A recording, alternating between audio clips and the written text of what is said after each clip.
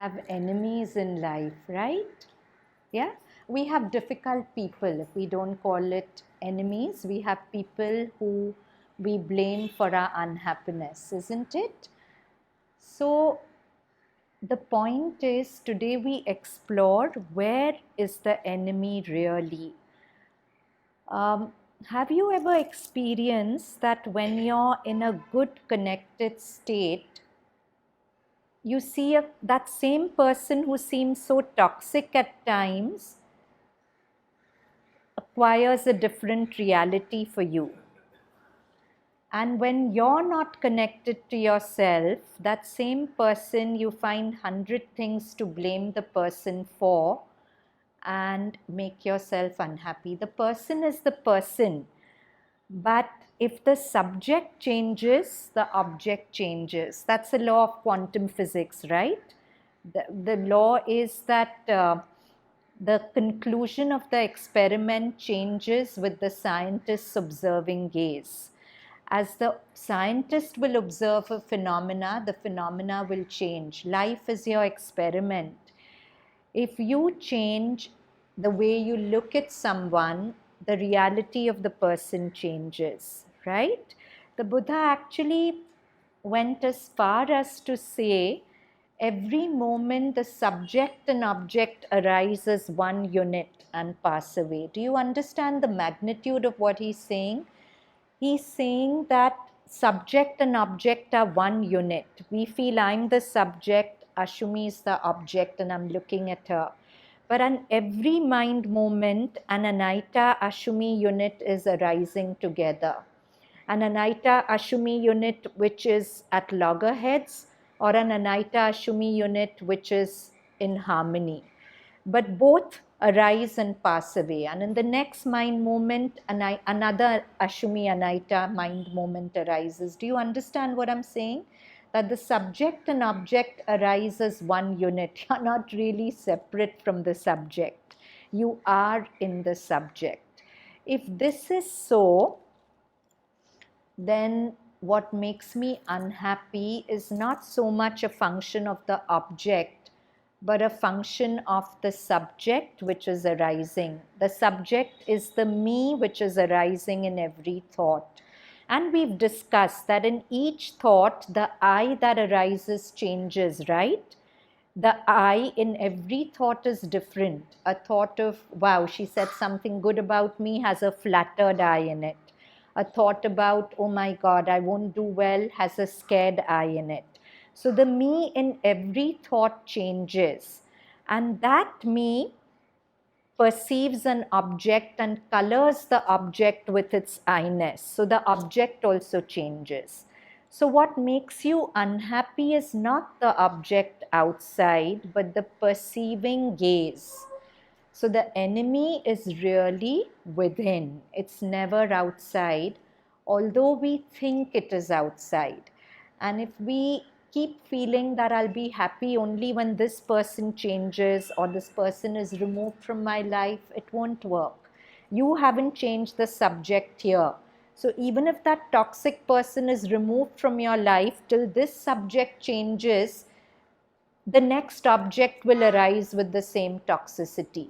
So it's not about cutting people out of your life or feeling that when they go away, you'll be happy. It's about changing the arising subject in each mind moment so that the object that it then tangos with is different.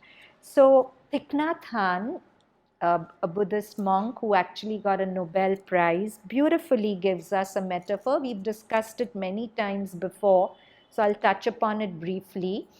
He tells us that to understand your mind, think you're sitting on the first floor and there's a basement below which has videos of fear, anger, jealousy, everything. That basement is your subconscious mind.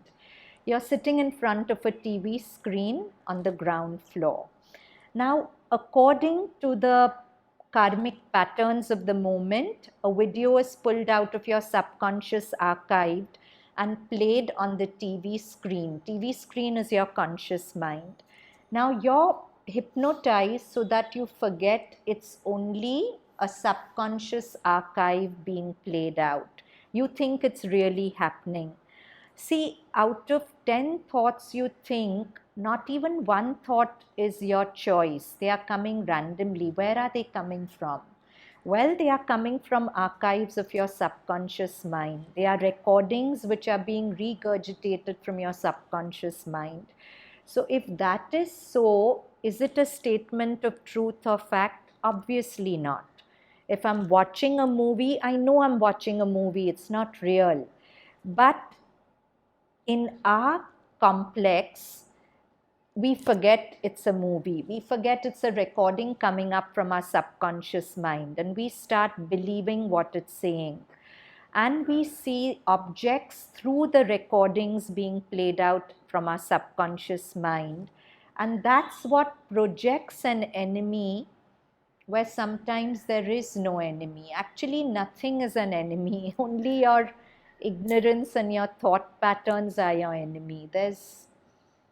You'll find it difficult to believe, especially if you're stuck with a real difficult person, but there is actually no enemy outside. So, if you somehow break out of this hypnosis and you remember that, oh, this is just a recording from my subconscious mind playing it out, you don't get overwhelmed by that fear or anger or jealousy or resentment. You watch it. Thich Nhat Hanh says when its season is over, when the time for that movie is over, the video goes back to your subconscious archive, but substantially weakened because you haven't fed it with identification, with blind belief. Yeah? So, if what my mind is saying is not real, what is real? The real in the metaphor is the room I'm sitting in. The movie playing in the TV is not the realm of reality. The reality is the room I'm sitting in and watching. What is this room? This room is the realm of the one without a second. Actually, everything is the divine. That enemy, everything is the divine. That room I'm sitting in, which has pleasant conditions, is the continuum of the divine truth, which is everywhere. But we don't see it because you need a backrest. Come here. We don't see it because we are too caught up with the movie making in our head. So, the second subtitle of your talk is faith. How do we transit from the movie making in our head to the real? That is where faith comes in. So, one moment. These are Karen Miller's words. Where do you find faith? Karen Miller asks. You won't believe me, but you already have it. You have it when you surrender to a night's slumber and open your eyes to another day. Do you understand what she's saying?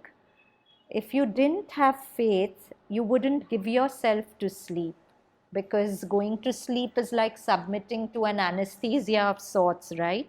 Many of us are very scared of general anesthesia.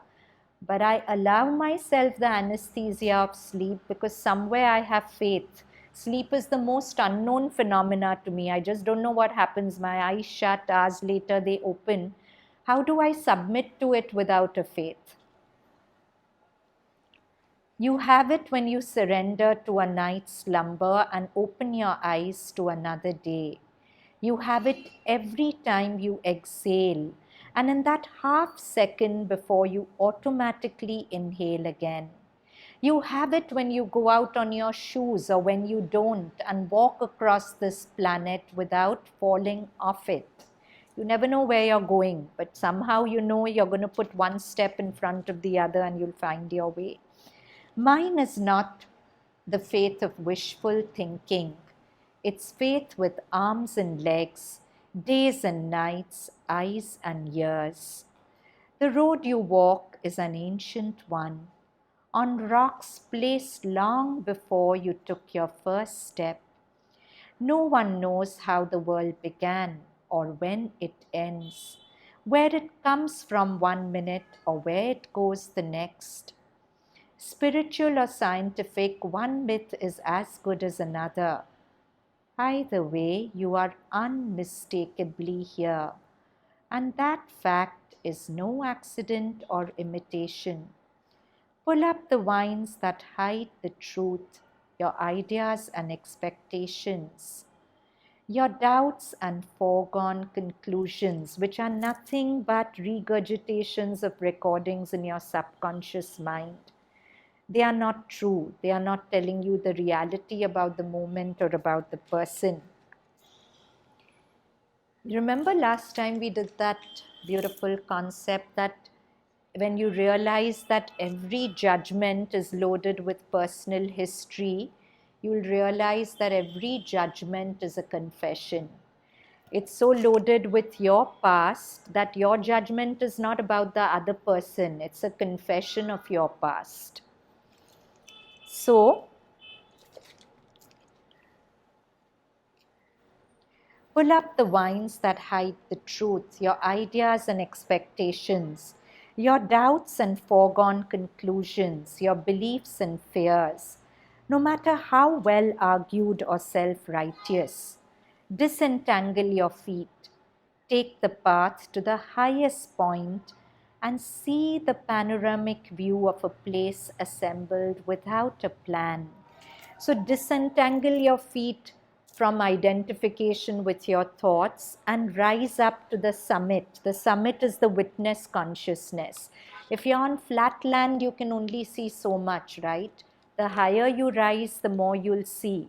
So when you take the poise of a witness, you'll see so many things. You won't see that little thing that upset you. You'll see different dimensions to it. And really the way out of unhappiness is coming to wisdom. There's a great truth in the biblical saying, the truth will set you free.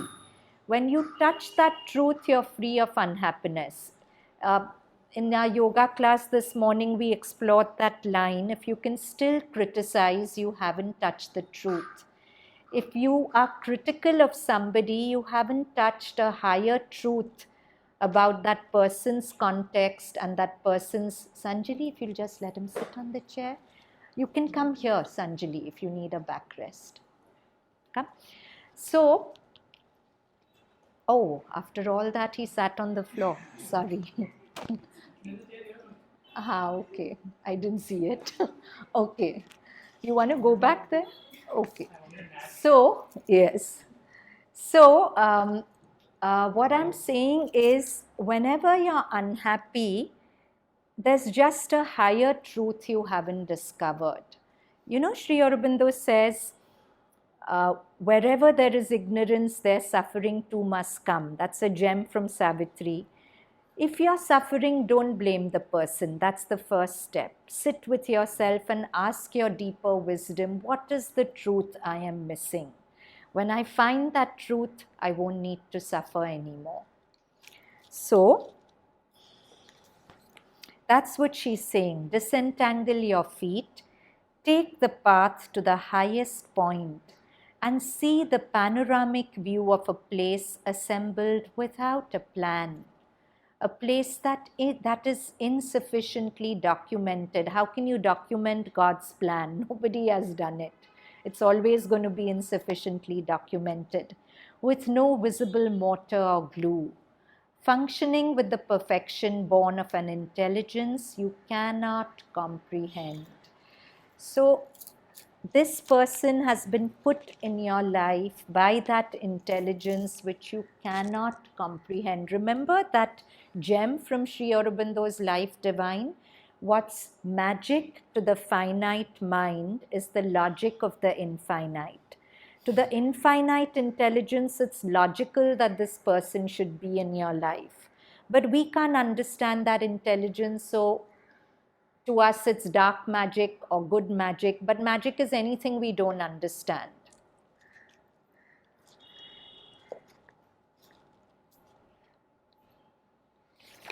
Then we go to Mother's words from Sunlit Path.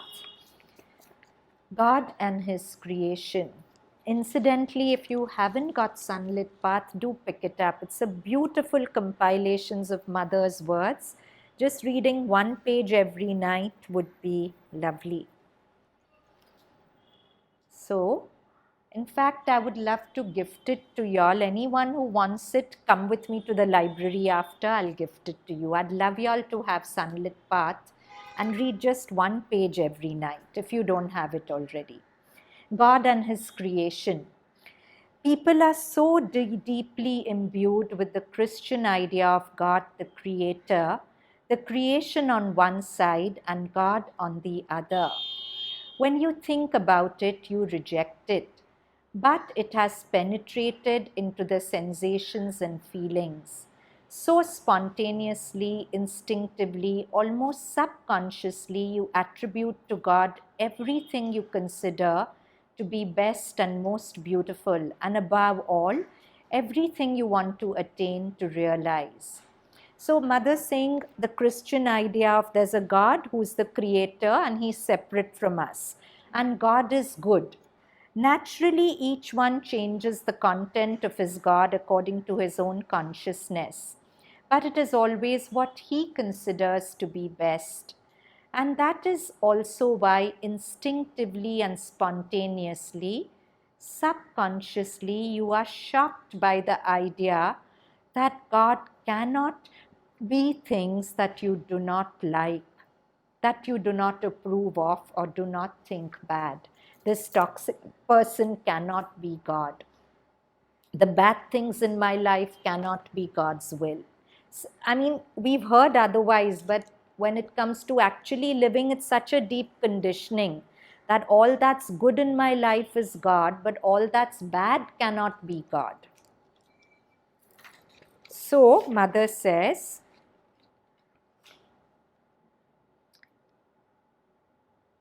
how is it that God, who is all powerful, has allowed the world to be like this? But it is your own conception.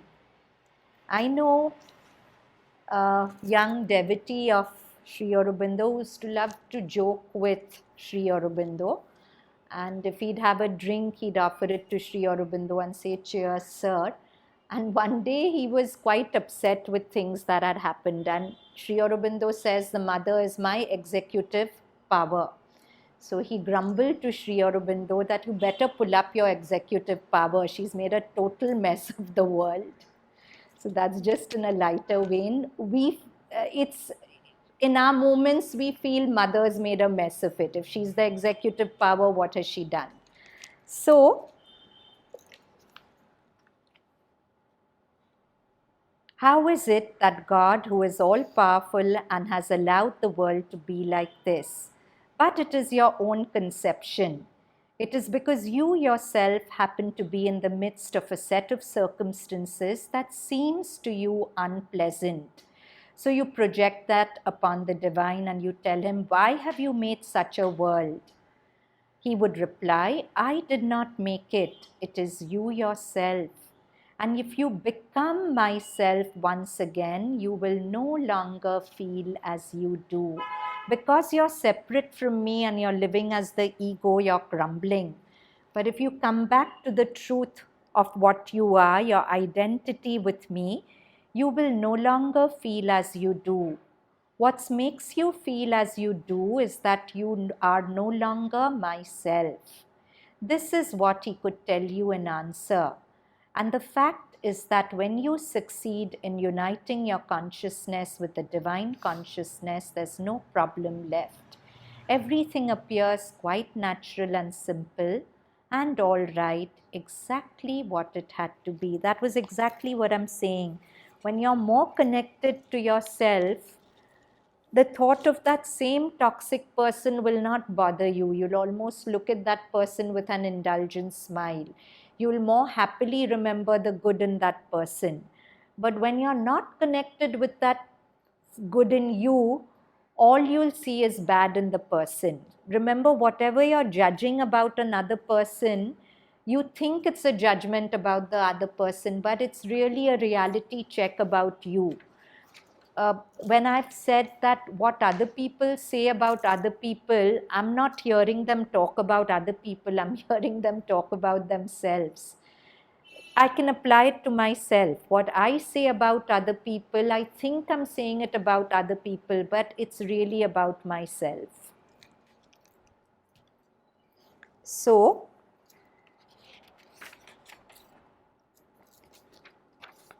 further,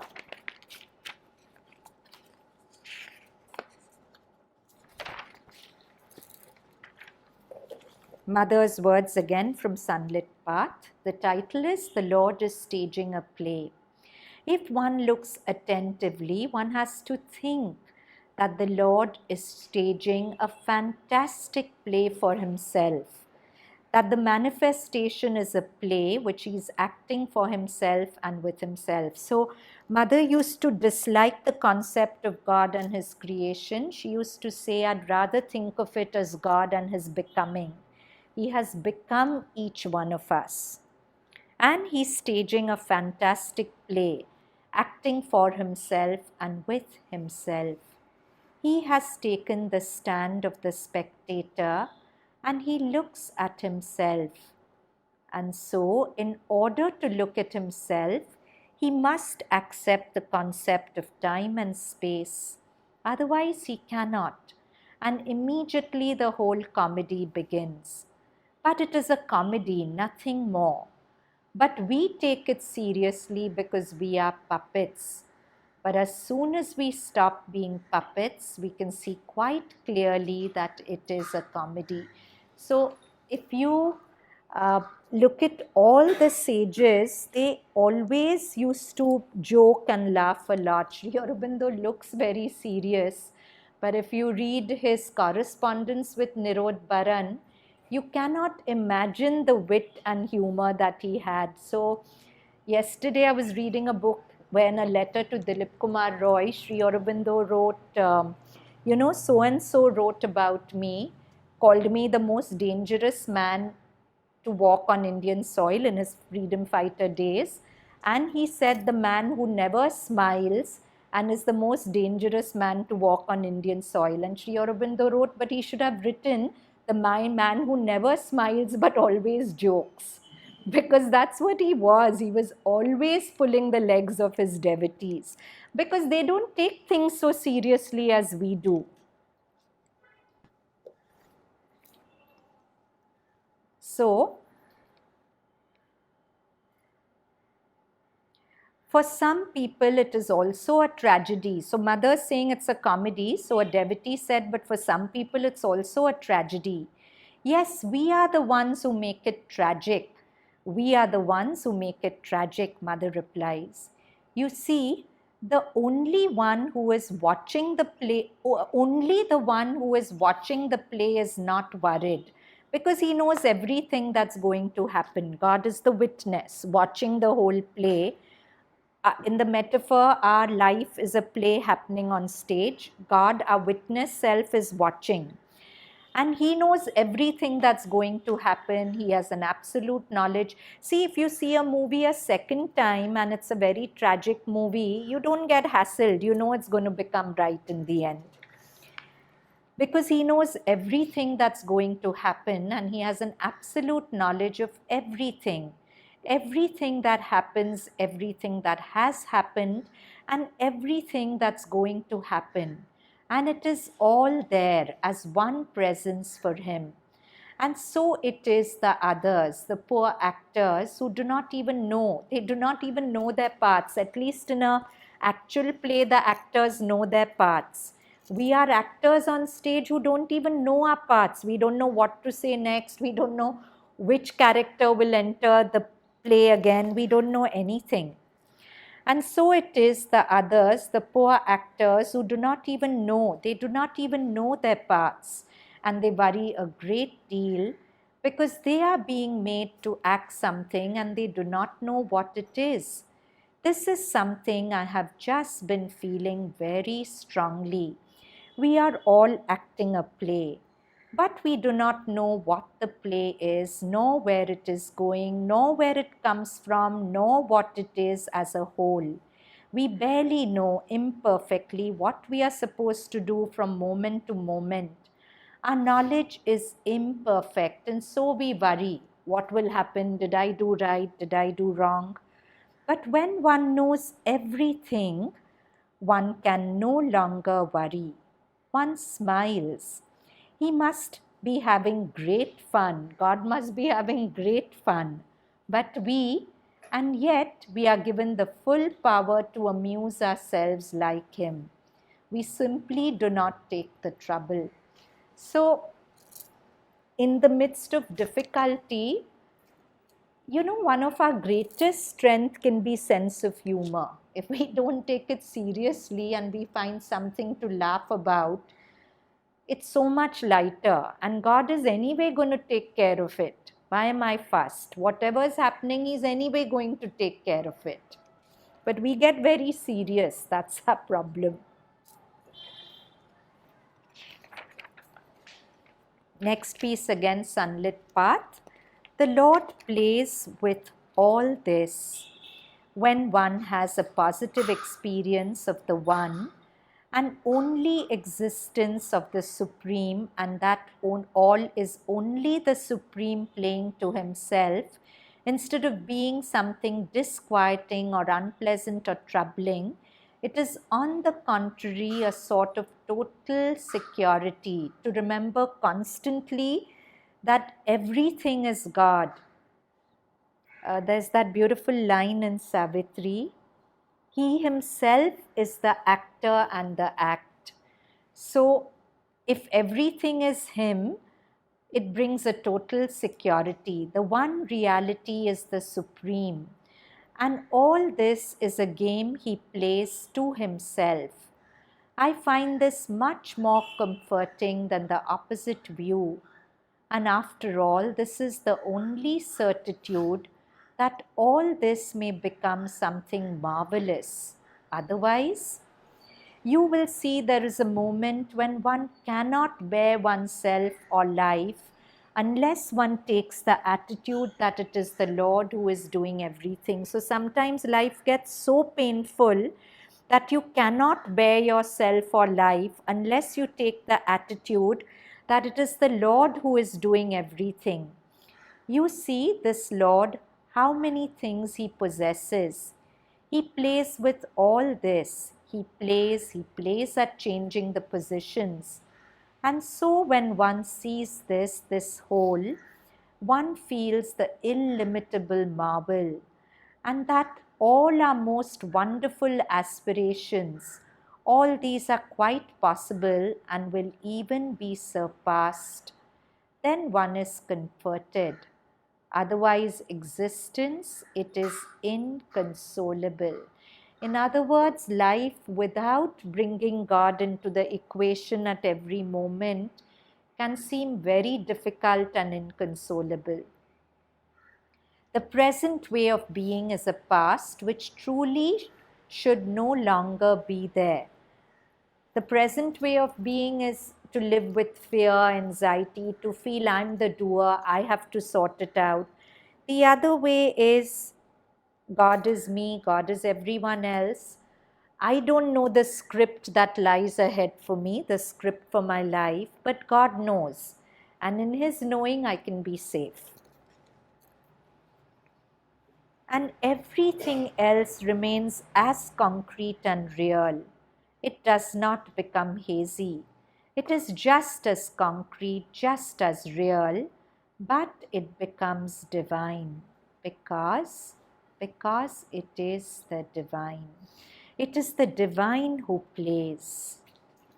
Very difficult to do, but worth giving it a shot to actually remember, and if you don't have this memory 24/7 that everything's God, it can't be a first aid. If a person's really bugging you, at that moment to suddenly remember this is God playing with me, I'll just get very irritated with the thought.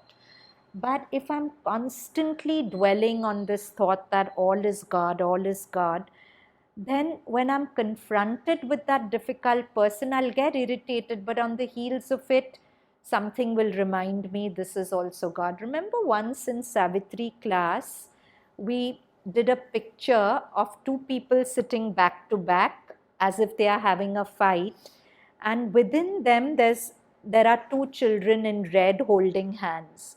So the children are facing each other in them while they are sitting back to back. So that's really us. The God in us is playing with the God in the difficult person, but in our outer being, we have our backs to each other. So I found it very useful to keep, in fact, we'll put up this picture when Bijal puts up the PDF. You can insert it in the recording also. Very useful to keep letting that picture flash in your mind, that I am at loggerheads with this person, but the inner child in me is holding hands with the inner child in the person. The God essence in me is playing with the God essence in that person. And that will soften something in you. It may not work 100%, but even if you soften 10%, that's all you need to do. Remember, the subject and object are arising together. If you want to change the object, the key to it is to change the subject here. And whatever helps you to soften the subject here is what will help you to be happy and come back to balance. So,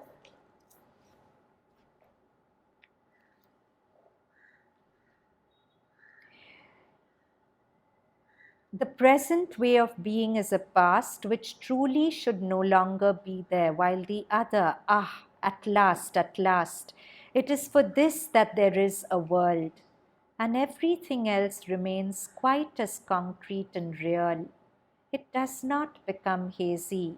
It is just as concrete, just as real. But it becomes divine, because it is the divine. It is the divine who plays. Have we had this kind of actual experience where, we are playing the blame game? We are saying this person is really responsible for my unhappiness, the person is toxic, the person's unconscious, the person is blah, blah, blah. And then somehow, suppose I hear a talk, I do a yoga class, I'm alone with myself, I change. And then I think of that person and I suddenly start seeing the good in that person. I don't feel the person is so bad. We've all experienced that, right? The person is what the person is. But because the subject here has changed, the object that's arising with the subject will be different. So, isn't it always, as they say, if you can't see beauty, look again with eyes that are beautiful. When you're playing the blame game, you'll only see negative in that person and it'll feel very justified. You won't see one good thing in that person. And in seeing the negative, you're bringing out the negative in that person. The negativity in you is tangoing with the negativity in that person and it's escalating. But if you make a shift inside, you'll experience for what a gem Mother has given us when she said that if you approach the most terrible person from the highest in you, the highest in that person is obliged to come forward. So it's your choice whether you want to tango with the lowest in that person, with the lowest in you, and it's just the eye for an eye makes the whole world blind, or you want to shift something inside you to come in touch with a deeper, higher part in you. And if you just do that, that higher part will do the work. That higher part will oblige the highest in that person to come forward. You don't have to do anything. But it's a choice we have to make. When Mother says at every moment you have a choice between the height and the abyss, but you have to choose. This is one of the choices. Do I want to the abyss of feeding my lower nature and its complaints and tantrums, or do I want to choose the height of tuning into my higher self? That's always a choice we have, right? Yes? We say that God is doing everything, then how can I choose between the higher and the lower if I am totally surrendered? So Mother was asked this question and she gave such a practical answer. She said that yes, God is doing everything, But for your purposes, think you have a choice and choose anyways. Yeah, because I mean, nothing can be said beyond that. It makes sense, right? Because just knowing that God is doing everything while I'm not experiencing that doesn't help me. It's the truth, but it's not my truth. So she says, for your purposes, think you have a choice and choose anyway. That will be the point of the play, right? That will be the point of the play. Because you know that you're playing a part which you're not, but yet you have to play that part. Yes, yes. That would be the logic. Yes, yes. Yes, Sanjay. Vedanta, they say that the self, the Atman, is akarta. It's not the doer. Huh. It is just the witness consciousness. Whereas Yoga saying that it is the witness consciousness as well as it is the doer of everything. Yeah. So, how can the witness be the doer? So Gita is one of the greatest works on Vedanta. In the Gita, Krishna himself says that all creatures are mounted by me on the machinery of Maya and execute my will. So obviously he's the ultimate doer. I don't know, this is one aspect of Vedanta, but Vedanta says Sakshi is one aspect which deepens into Anumanta, the giver of sanction, which deepens into Ishwar Bhav, the doer behind everything. But we also said that the divine is this, but as you said just now above this, so it is also doing or making us as instruments to do what. Absolutely, absolutely. And in the past class, we said that every thought that we think, it's actually coming from the divine.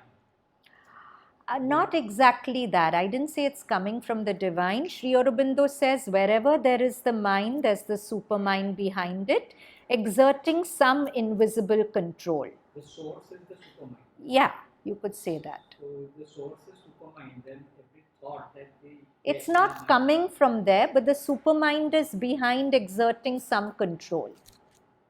It's coming from Prakriti, which is a machinery created by the divine. Those videos. Yes, yes. But that decides the contents of the mind, not the samskaras or the videos will decide the content of the mind. But the content of the mind is the samskara, na? Yeah.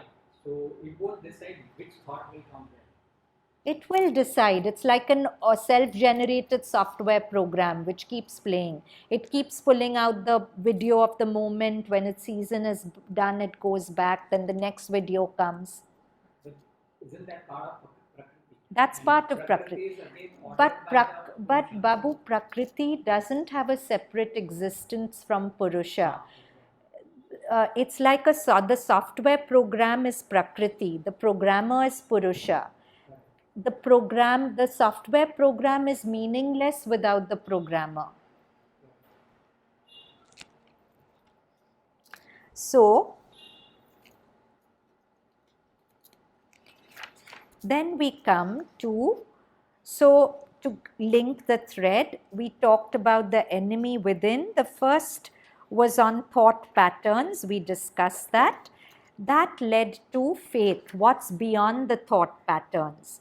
And that led to the third one, surrender. Again, sunlit path. Now when I start looking like this, the mother closes her eyes. Two things are there at the same time.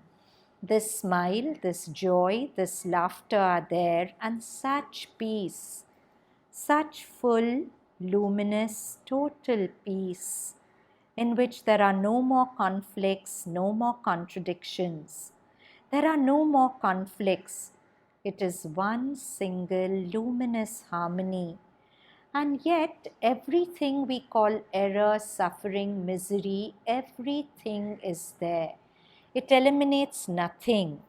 It is another way of seeing. There can be no doubt that if you sincerely want to get out of it, it is not so difficult after all. You have nothing to do. You only have to allow the Lord to do everything. And He does so. So, 29th March just went. It was the day the mother met Sri Aurobindo for the first time. And she had gone to him as Madame Paul Richard. And she said that I was sitting with the Lord. She called him the Lord because you all know that 10 nautical miles away from Sri Aurobindo, when she was at sea, she had sensed his aura, and it was so powerful and so beautiful that she said, I'm convinced that if one being like this exists, no matter how much darkness the world is plunged in, we are safe. So, when she said, when I came to Sri Aurobindo, he and Richard, her husband, were talking, and they went on talking. I wasn't listening to anything. And she said, I felt this huge peace and silence settling into my head, and it came from my head all the way down to my chest. And she said, that little bit of being in the Lord's presence, I had my first experience of complete silence. And in that silence, I knew for certainty that I didn't know anything. The Divine Mother. And by the time she came to him, she was a master of the yoga of the Gita. She was a master of Buddhist yoga. She had great siddhis. But when she received this silence, she said, I knew for sure that I knew nothing. That was her state. So, that's what she's even talking about here. He takes anything, even what we call our very ordinary intelligence, and he simply teaches you to put this intelligence aside to rest. There, be quiet, don't stir, don't bother me, I don't need you. Then a door opens.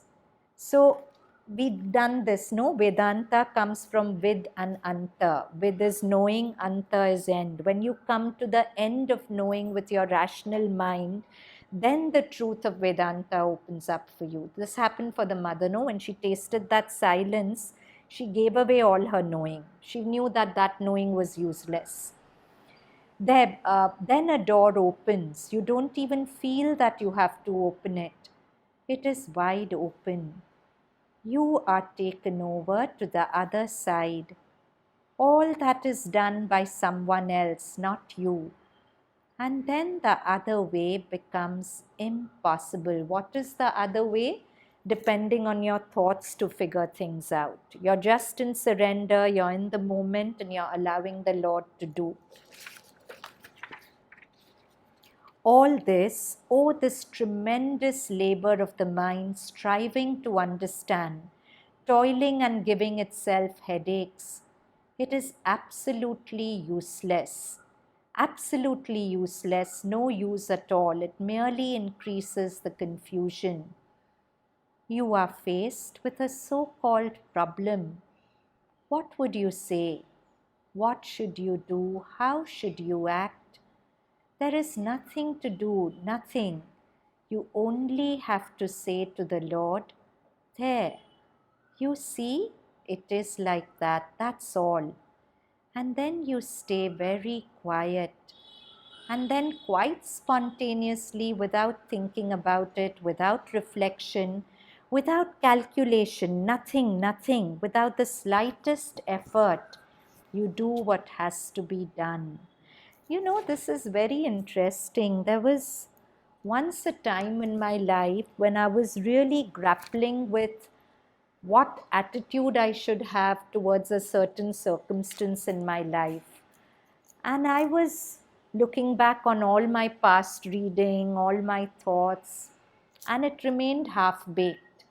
Then once before sleeping, I just sat at my altar. I spoke to the mother and I told her that let me have the attitude you want me to have towards these people and these circumstances. I didn't tell her, change them, change me, nothing, because that is all distorted. I just told her, you give me the attitude you want to have. And I went to sleep.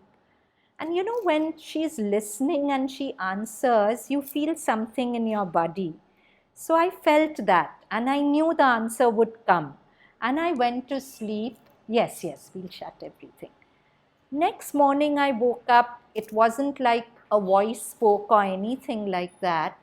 But through the day, I just found myself held in a poise which I needed to hold.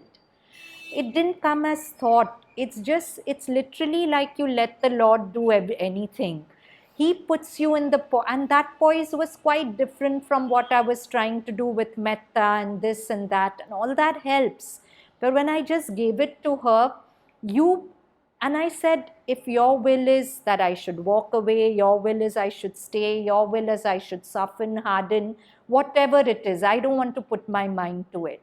You make me how you want me to be. And I was amazed how next day she literally carried me into that poise, and I was just so grateful. And she can do that for all of us if we put our mind aside. If we don't think with our mind, we should be like this. Even we should be good. How do we know that she wants us to be good? How do we know? Because what's good in our language may not necessarily be good in her language. We don't know. But if we really give ourselves to her, that hold me in the poise you want me to hold towards this, it's beautiful how she aligns the whole universe to put you into that poise. One thing that I noticed is sometimes in those moments you're able to connect, you do the action, but you don't have commentary. Yeah, yeah. Generally, the problem is the commentary you have post an action is what causes the thought processing. It's like, oh, I did this, I feel good about it. Oh, I did that, I feel bad about it. But sometimes in those moments when you take the actions, you're in that space, you move out of it and you're like, oh, I did it. That's Yeah. it. That's it. Yeah. It doesn't move forward. Yeah. Or a commentary of he did this, she did this, all that. So,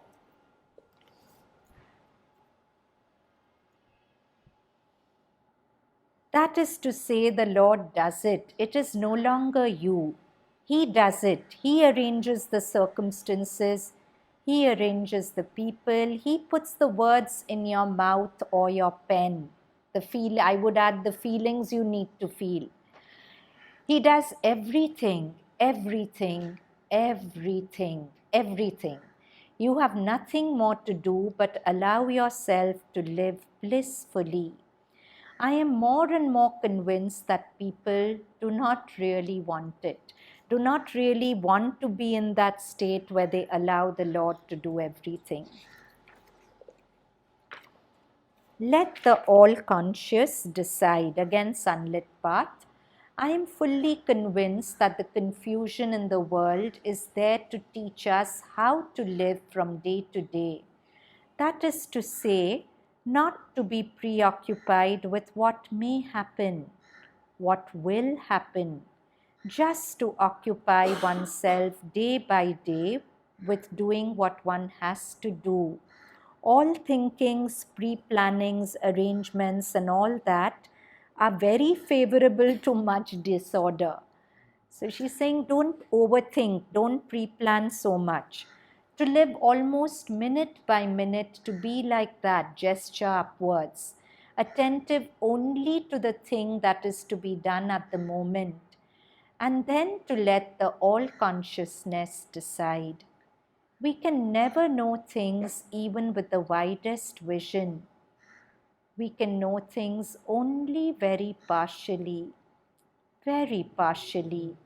So our attention is drawn this way and that, and still other things are there. By giving great importance to things dangerous and harmful, you only add strength to them. Yeah? So to constantly think of the toxicity of the toxic person, you're giving strength to the toxicity. So now we go to Eckhart Tolle from his book, The Stillness Speaks. When you completely accept this moment, when you no longer argue with what is, the compulsion to think lessens and is replaced by an alert stillness. When you completely accept this moment, when you don't think this shouldn't be like that, it should be like that, when you don't argue with it, the compulsion to think lessens and is replaced by an alert stillness. You are fully conscious, yet the mind is not labeling this moment in any way. This state of inner non-resistance opens you to the unconditioned consciousness that is infinitely greater than the human mind. Beautiful sentence. This state of inner non-resistance opens you to the unconditioned consciousness. Your thinking is conditioned consciousness, but awareness behind thought is the unconditioned consciousness that is infinitely greater than the human mind. This vast intelligence can then express itself through you and assist you both from within and from without. That is why, by letting go of inner resistance, you often find circumstances changing for the better. You have a question? Okay.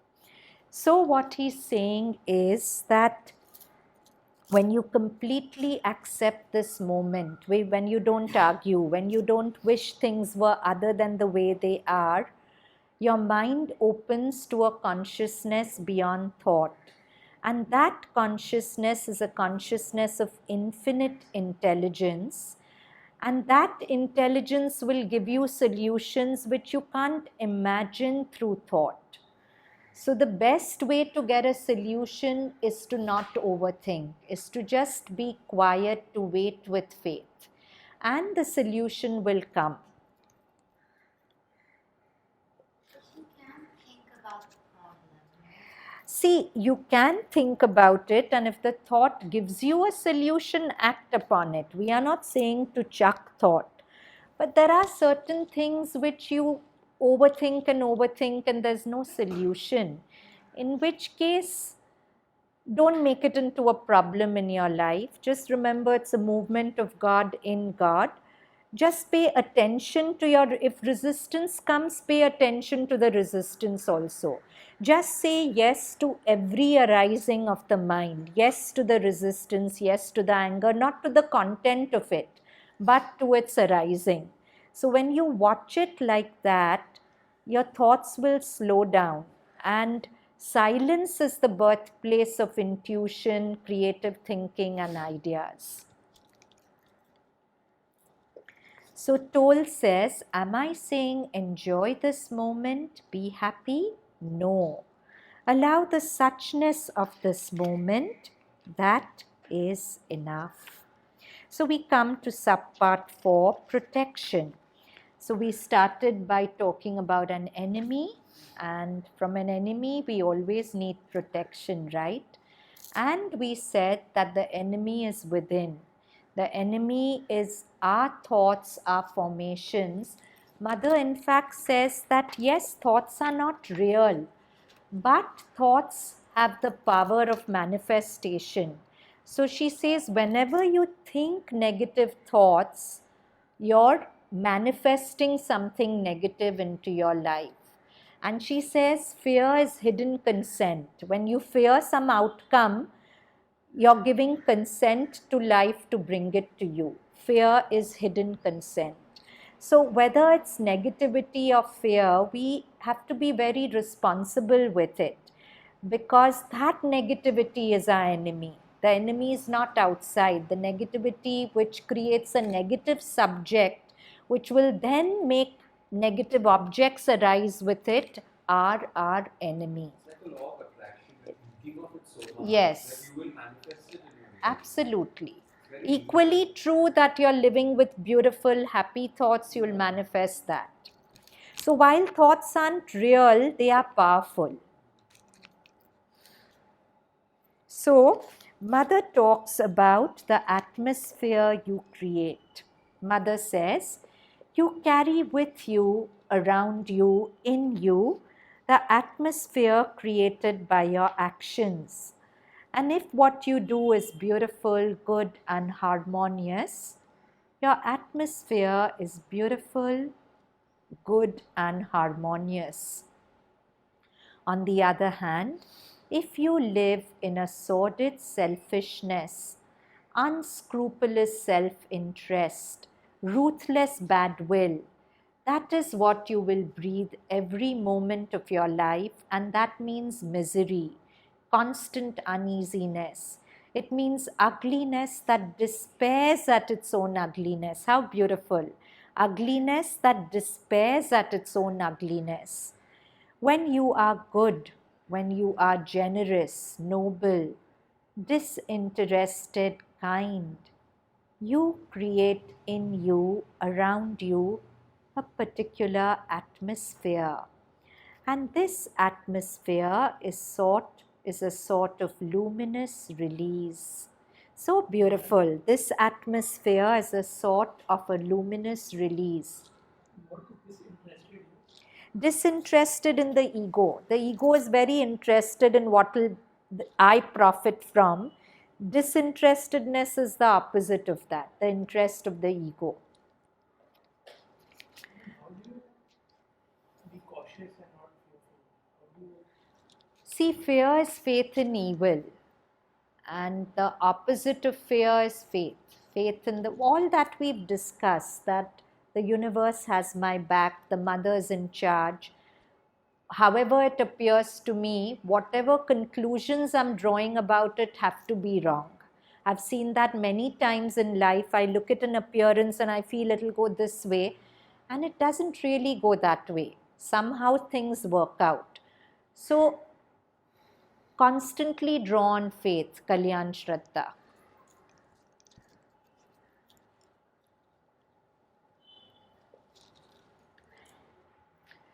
So, when you're good, when you're generous, noble, disinterested, kind, you create in you, around you, a particular atmosphere.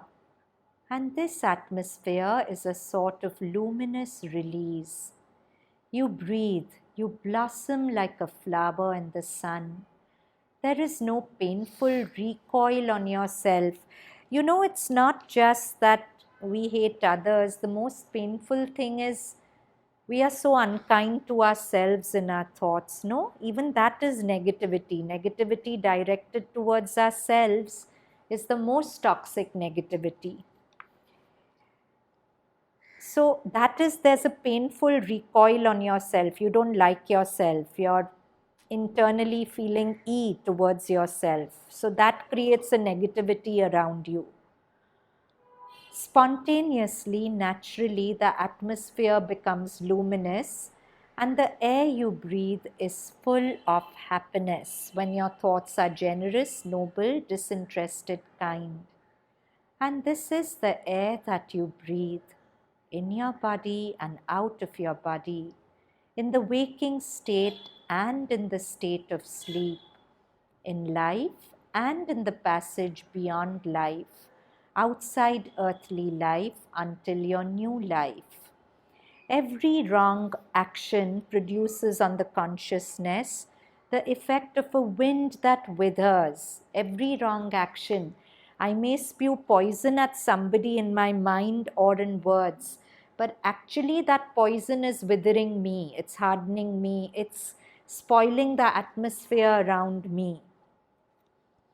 And that makes me susceptible to illnesses because the atmosphere around me is my aura. If I'm thinking happy, positive thoughts, my aura is huge and wide, and no vibe of illness can enter me. But the moment I'm living with anger and resentment, my aura shrinks and I become more susceptible to illnesses. Every wrong action produces on the consciousness the effect of a wind that withers, of a coal that freezes, or of burning flames that consume. Every good and kind deed brings light, restfulness, joy, the sunshine in which flowers bloom. So beautiful. Rumi says, when it comes to the fault of others, be like the night. The night is something that makes everything dark, so you don't see chinks and uglinesses and cracks, right? So whenever you are generous with the fault of others, actually that is also a good deed, even in your mind. It's very important to train yourself into the habit of generosity. Whenever we are harshly judging somebody, we are actually being very stingy with our consciousness and stingy with ourselves. So, to give people the benefit of doubt, to look for the good in them rather than constantly criticizing the bad, that's what creates this atmosphere of beauty around us, which is our protection. So, what is the protection against the enemy within? Consciousness. Consciousness is our only protection. Yeah? So this question would be that, okay, if your mind is bent towards thinking a particular way or a particular mindset, so firstly, if it's not a positive mindset, it's a negative mindset. So to pull it in the opposite direction mechanically would be the first step, like if it's not naturally happening. It could be. Like you're saying, this person is mean to me, for example.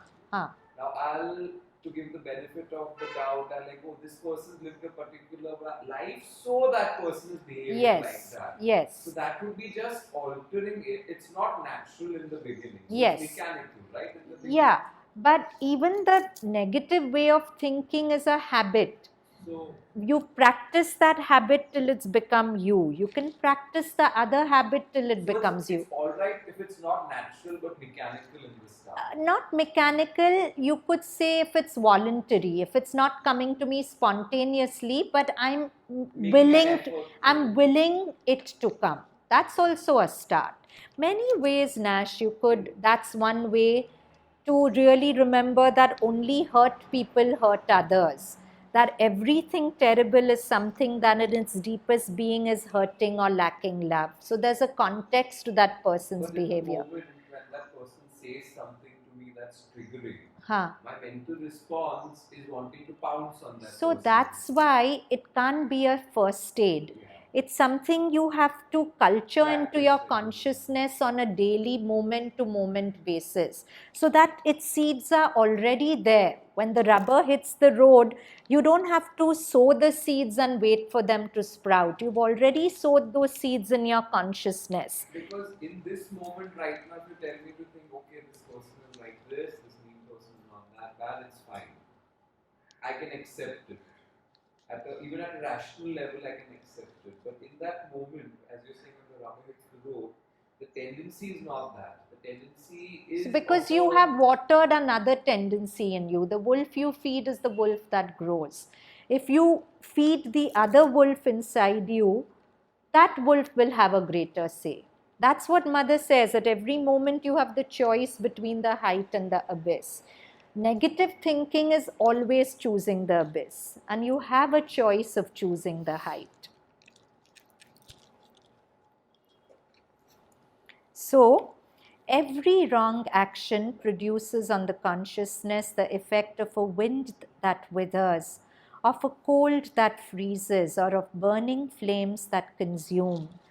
Every kind and good deed brings light, restfulness, joy, the sunshine in which flowers bloom. Mother says, lest you get discouraged by your own faults, the Dhammapada gives you this solacing image.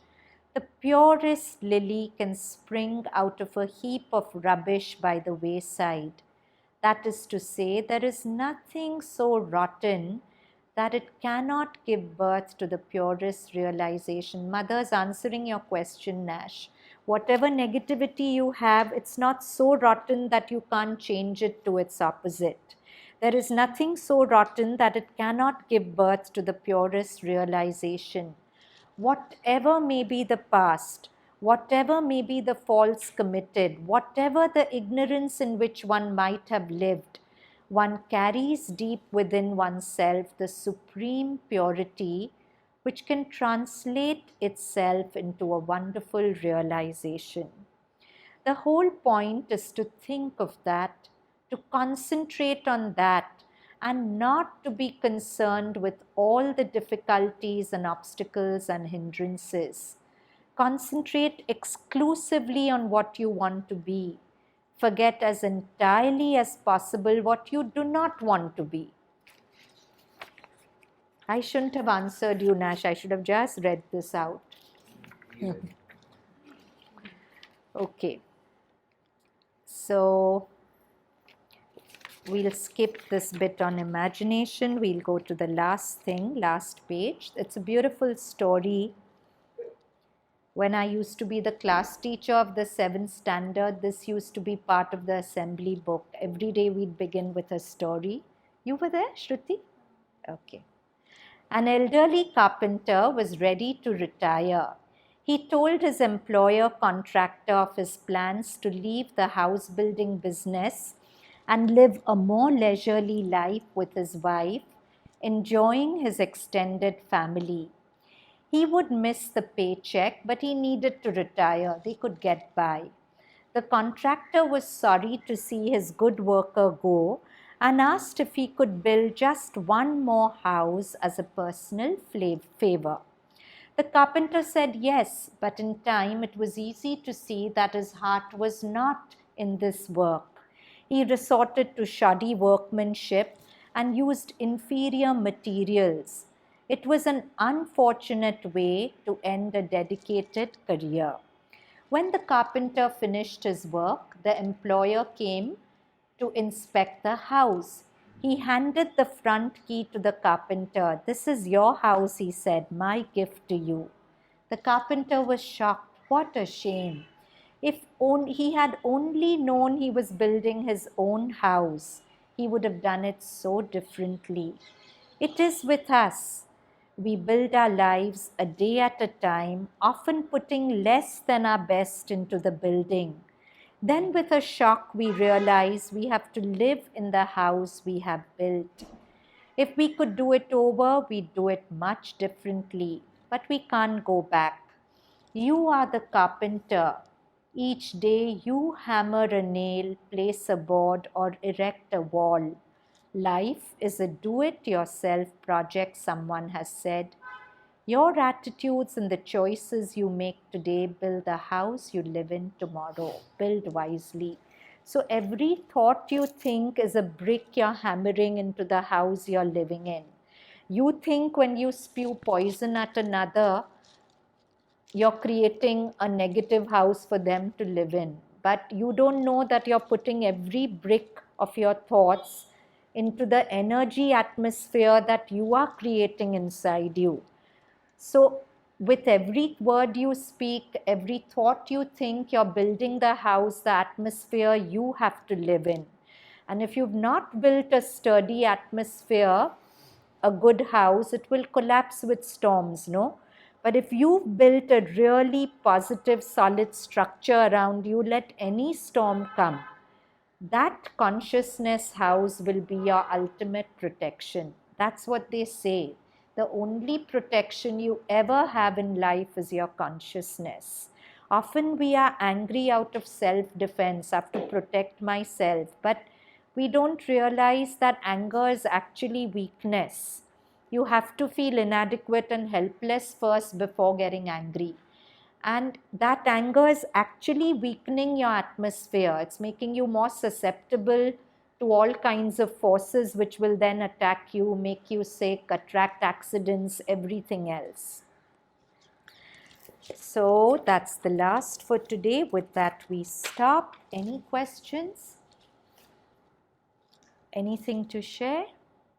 Okay, then let's sit still and let's assimilate the talk.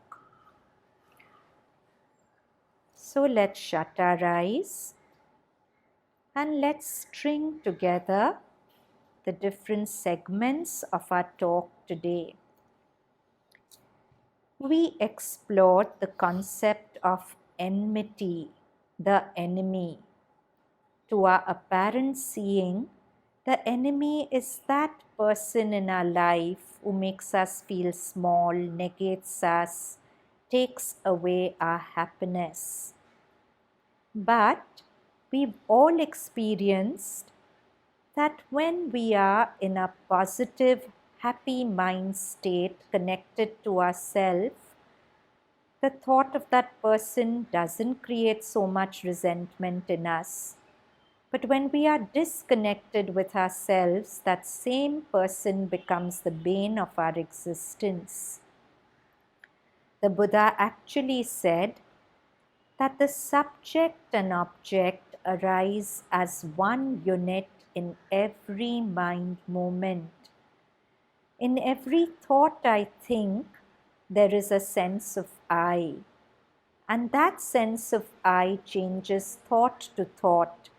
In this thought, a happy I. In that thought, a resentful I. That I-ness is the subject. And if I'm resentful towards object A, the resentful Anahita and the object of resentment arise as one unit. They are not separate from each other. If another Anahita arises, a happy Anahita, the same object will have a different truth for me. So the enemy is not outside, the enemy is within me. My negative, unregenerate, unconscious thought patterns, those are my real enemies. So, how do I work with them? Firstly, by realizing that my thoughts aren't true statements on reality. They are just regurgitations of recordings from my subconscious mind, my past. So, instead of getting carried away by them, I can just watch them. Watch them come and go without resistance. Then those negative recordings or archives in my subconscious mind get weaker and weaker. And to constantly remind myself that what thoughts are saying isn't true. But beyond that, there's the truth that all is without exception God. That beautiful picture of the inner child in me playing with the inner child of in the difficult person, even when we are sitting back to back. So to remember that the difficult person is God in that person playing with the God in me, and not to take that play very seriously. All is God, and God knows the script He has written for me. Even if I don't know the script, I am comforted and strong in the knowing that He knows. As Sri Aurobindo says in Savitri, happiest are they who stand on faith as on a rock. So we choose to be voluntary optimists. And when we do this, we are creating an atmosphere around us which is bright and happy. And this atmosphere is our ultimate protection against any enemy. Consciousness is the only protection we ever have. Rumi tells us, when it comes to the fault of others, be like the night. Be generous in giving them the benefit of doubt, remembering that they have scars from their past. Only hurt people hurt others. And softening towards them, we are not doing them a favor. We are strengthening our consciousness house, because we are always living in that consciousness house, and every thought we think is putting one more nail, one more brick into that consciousness house. If that house is strong, no matter what the enemy inside or outside, we will always be safe and protected. Hands together in a namaste at the heart. Take a long, slow inhalation. Breathe out with Om. Om.